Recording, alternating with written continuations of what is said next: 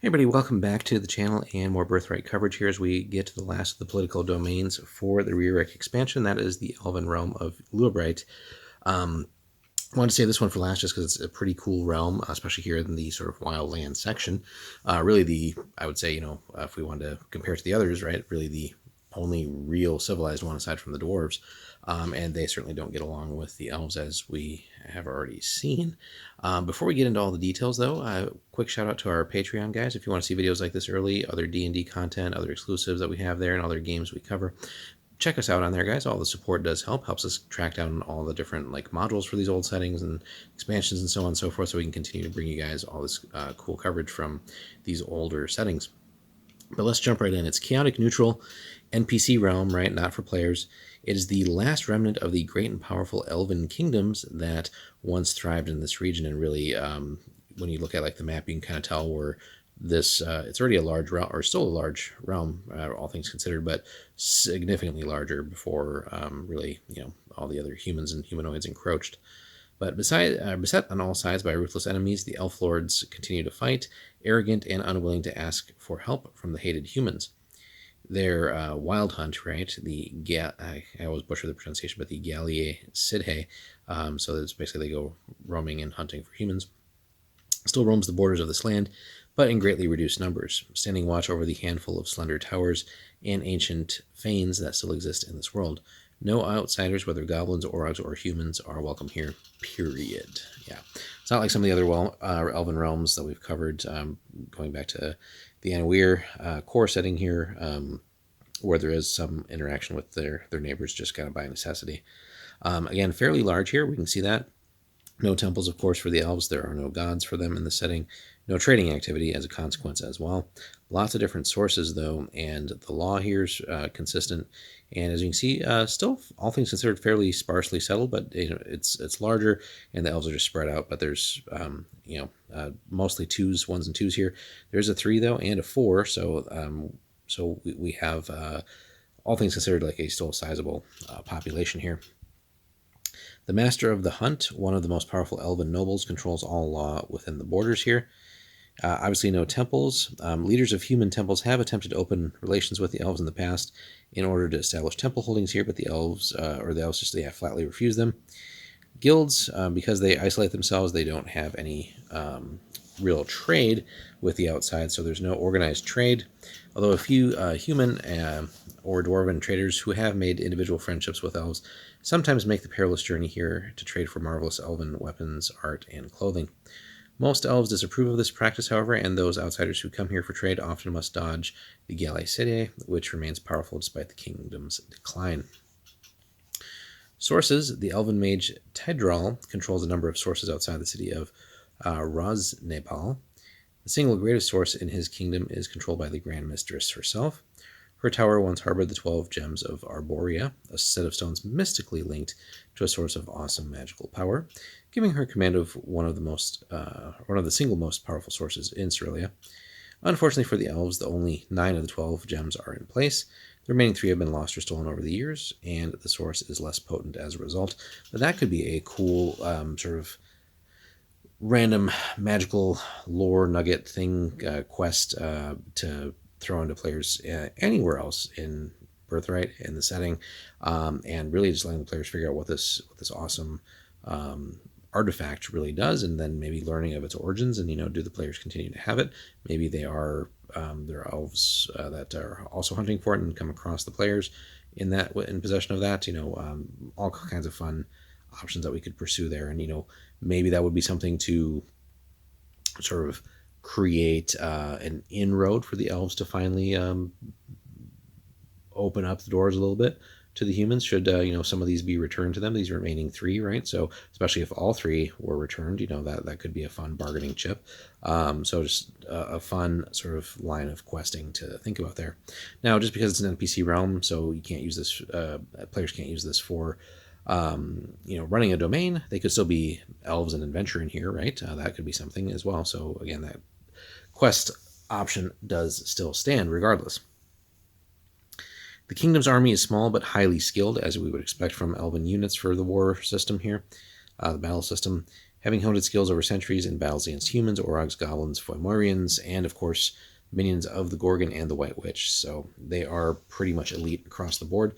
So they have 4 units of swords, basically really good infantry. The 1 unit of guards, which is super elite. 2 units of archers, which does seem surprisingly low.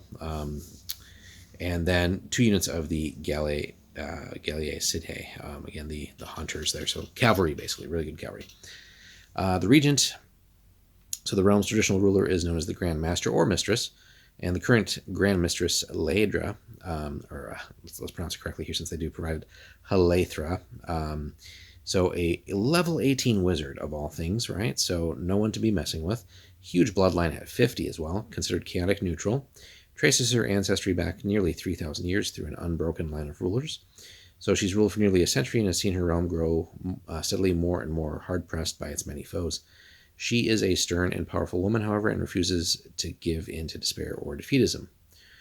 Her long life and many tragedies suffered by her people have made her cold and hateful towards outsiders, especially humans, even driving her to occasionally exile subjects who maintain inappropriate friendships with foreigners. So yeah, again, this is the elves at their most hateful, really, in this realm. Lieutenants. So generally controls the realm directly, rarely leaving affairs in the hands of lieutenants.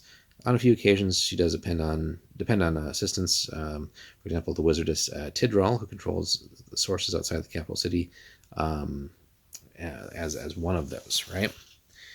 So other important NPCs here. So the Master of the Hunt, Sir Aelwyn, commands the hunters here, and faithfully patrols the forests, battling interlopers or ejecting or killing outsiders. Whether he slays intruders or simply provides them with an escort to the border, where they are generally left naked and weaponless, depends on his mood. Again, yeah, so really, should players ever find themselves wandering across the border, that should be like a clear message. Maybe the first time that happens, the DM is going to be nice, and obviously not necessarily just all right, killing the party. But hey, they're stripped of all their gear, basically, and left naked outside the realm to try and somehow survive and get back, which could be a fun or a sort of survival mode, a bit of adventuring just to somehow make it back to civilization, whatever that might mean, depending on where they're from. So the origins are lost in the very dim past here. It has basically stood for a total of about 5,000 years, and its current ruling house has controlled the realm for 30 of those centuries. Grim, isolated, and arrogant, the elves of Lluabraight maintain a rigid, archaic social system ruled by a hereditary monarch and various nobles. The nobles participate each decade in elaborate contests and ceremonies intended to choose the various masters and mistresses who oversee the actual business of the kingdom. Once encompassing much of the northern highlands of Cerelia, it has been reduced to its current size through pressure by humans, humanoids, and the destructive power of the Anshalian. Most recently, the 2 southern provinces of Rhaedar and Caer Quinar have fallen to the humanoids of the Giant Downs. The Grand Mistress lacks the forces to take them back without weakening her other frontiers. Again, decent little army, but it's still pretty tiny, all things considered, for that many provinces, much less getting 2 more. Most of the domain is thick with forests. Its elven settlements are well hidden, both magically and mundanely, from the prying eyes of outsiders. The river Sidheburn forms the land's western border, while the foothills of the Giant Downs have traditionally marked its southern frontier. The last has changed recently with the conquest of Rhaedar and Caer Quinar by, again, the Giant Down humanoids. And that should be one, too, where if players do adventure there, because there is, again, that Giant Downs expansion, we covered the domain as well. They might also encounter some elves there, so something to be aware of. But also, if the humanoids could be ejected from there, you could see the elves wanting that back as well, and they might turn into a new enemy. So they are a sad, fatalistic race who rarely smile or laugh, but are determined to hold on until the bitter end. Only when the last elf dies with a sword in hand at the pinnacle of the Grand Mistress's tower, a curse on his lips, will the elves completely pass from this world. The capital city of Rosnebal grows gracefully like part of the forest, its curved rooftops and slender towers rising toward the sky. This is the last great elven city in the region, right? So all of the north here. Only a fraction of its once mighty populace remains.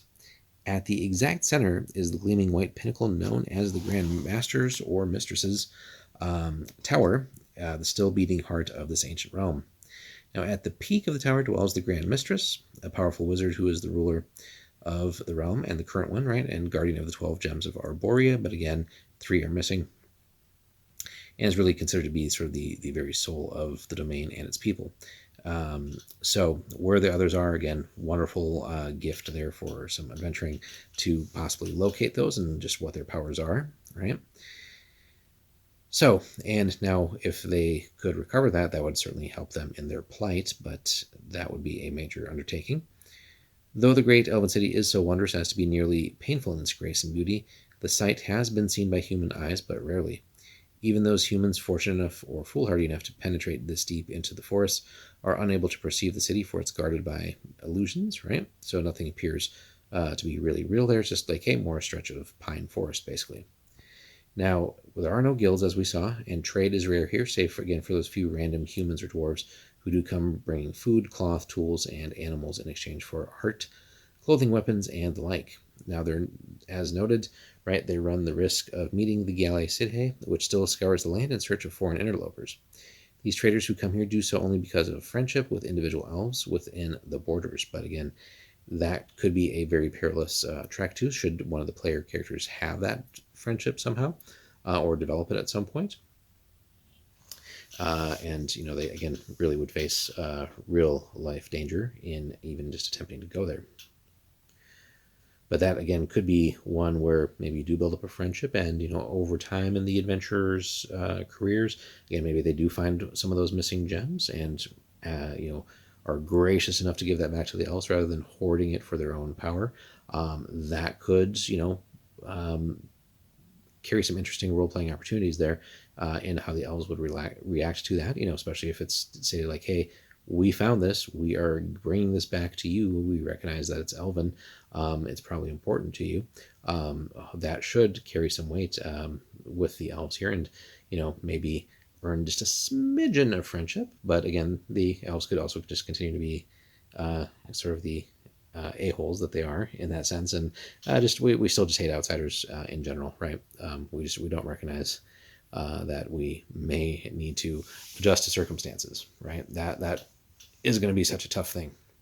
We saw that with the description of the dwarven realm as well, right? So they also hate the dwarves. There's just no effort there to mend that. The dwarves are interested in establishing some trade relations and stuff, but the elves just really hate everybody, especially in this realm.